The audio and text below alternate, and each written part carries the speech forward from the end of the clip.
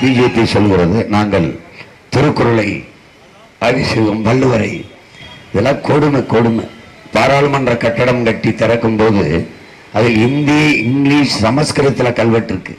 மூத்த மொழிக்கு இல்லாத அங்கீகாரம் 500 ஆண்டுகளை கூட தொடாத இந்திக்கு இருக்கிறது என்றால் நாம் போராடி பெற்ற சுதந்திரத்தை இந்திக்காரனிடத்தில் கொடுத்து விட்டோம். அதான் பிரச்சனை.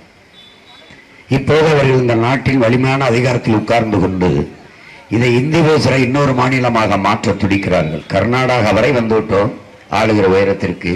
காங்கிரஸ், பிஜேபி இப்போ இந்த இடத்தை எப்படியாவது பிடிக்க வேண்டும் என்று நினைக்கிறார்கள். காங்கிரஸ் தான் இங்கே ஆண்டு கொண்டு இருந்தது, தாத்தா காமராஜ் வரை. அதற்கப்புறம் 10 வருஷம் இந்தியை திணித்தார்கள். ஒரு கிளர்ச்சி கிளர்ந்தது. வடக்கு வாழ்கிறது, தெற்கு தேய்கிறது என்ற முழக்கத்தை எல்லாம் முன்வைத்தார்கள். எங்கும் தமிழ், எதிலும் தமிழ் என்று முழங்கினார்கள். வீழ்வது நாமாக இருந்தாலும் வாழ்வது தமிழாக இருக்கட்டும், தமிழன் என்று சொல்லடா, தலை நிமிர்ந்து நில்லடா என்றோன் எல்லாம் இப்படியெல்லாம் பேசி வாக்குகளை வென்று அதிகாரத்துக்கு வந்தவர்கள். இன்னைக்கு எவன் இந்தியை திணித்தானோ அவனோடு கூட்டு எந்த இடத்துல இந்தி இல்லை. மத்திய அரசிடமிருந்து தமிழ்நாடு அரசிற்கு வருகிற கடிதங்கள் இந்தியிலும் இங்கிலீஷும் தான் இருக்கிறதே ஒழிய ஒரு எழுத்து தமிழ் இல்லை. அதை கேட்டிருக்காங்களா? நாங்க தான் கேட்கிறோம். எங்க வரியை எடுத்துக்கிட்டு போற 2 வரி என் தாய்மொழியில் எழுதி கடிதம் அனுப்ப முடியாதா?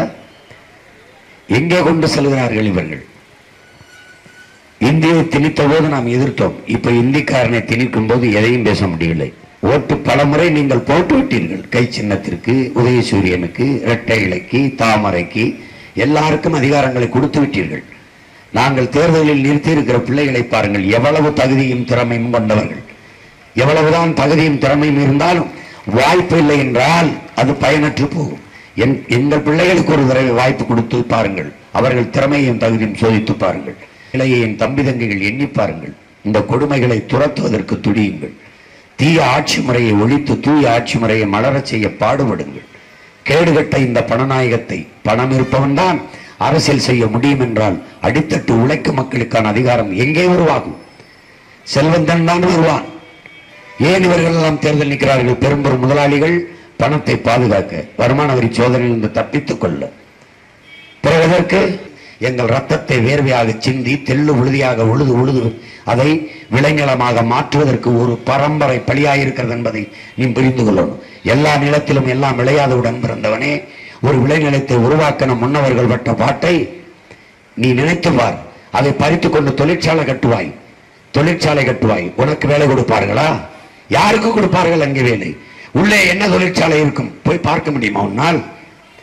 நச்சு கழிவுகளை வெளியேற்றுகிற, நச்சு புகையை வெளியேற்றுகிற நாசகார தொழிற்சாலைகள்.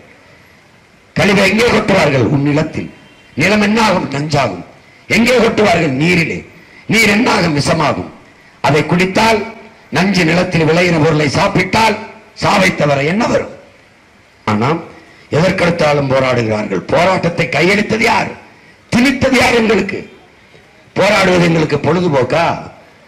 எங்கள் தலைவர் சொன்னது போல மற்ற இனங்களுக்கெல்லாம் அவ்வப்போது வாழ்க்கையில் போராட்டம் வரும். எங்களுக்கு வாழ்க்கையை போராட்டமாக மாறி நிற்கிறது. எல்லாவற்றுக்கும் போராட வேண்டியது. எல்லாவற்றுக்கும்